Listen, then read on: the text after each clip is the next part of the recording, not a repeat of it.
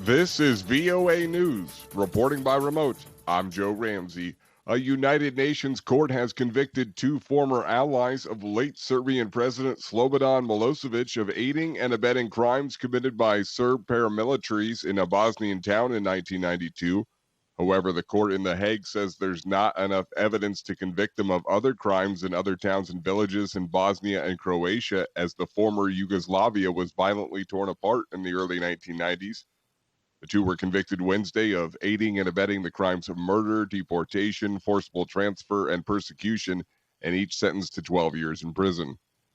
Sudanese authorities claim they arrested scores of members of the former ruling party, accusing them of plotting, quote, acts of destruction. Police detained at least 200 members of the National Congress Party, or NCP, early on Wednesday, officials said.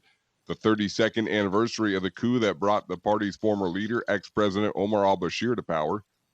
Bashir was in turn ousted in 2019 and replaced by a shaky military-civilian transitional government that has promised to hold elections and has regularly accused NCP loyalists of trying to undermine its work and disrupt the country.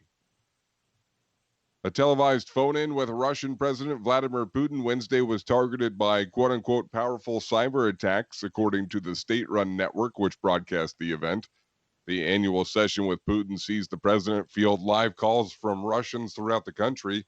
This year's phone-in on Wednesday lasted nearly 4 hours, but repeatedly faced connection problems, particularly during calls from remote regions. A presenter told the Russian president its digital systems were facing attacks, and Putin asked if he was joking or serious. Russia's largest telecommunications provider later confirmed the attacks. This is VOA News. Former U.S. President Donald Trump is due to visit the U.S.-Mexico border on Wednesday as he seeks to reclaim the spotlight, riding a wave of Republican attacks on Democratic President Joe Biden over the rise in migrants caught entering the United States. Trump's visit comes as a criminal investigation into his business empire is apparently accelerating. The Wall Street Journal reported Wednesday that the Manhattan, New York District Attorney is expected to charge his company and its chief financial officer with tax-related crimes on Thursday.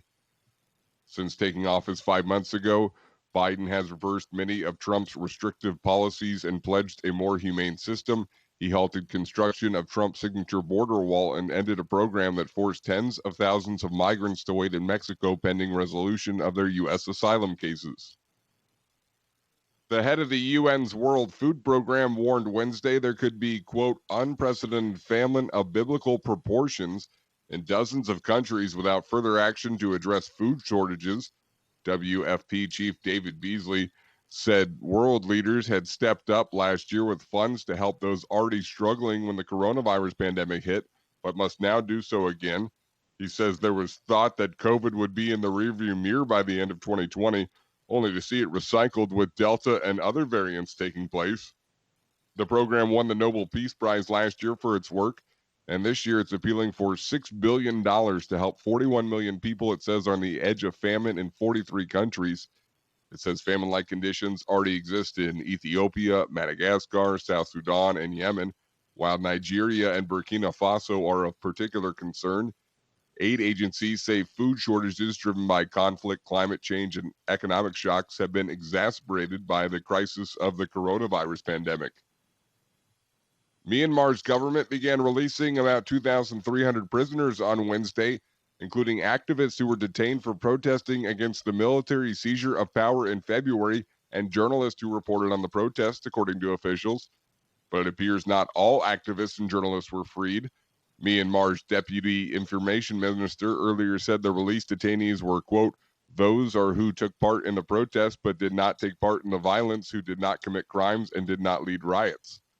A monitoring group claims more than 5,000 people were under detention in connection with the protest against the military seizure of power. The group keeps detailed tallies of arrests and casualties linked to the nation's political conflict. Find more on these stories and the rest of the day's news at voanews.com or follow us on the VOA mobile app. Reporting by remote, I'm Joe Ramsey, VOA News.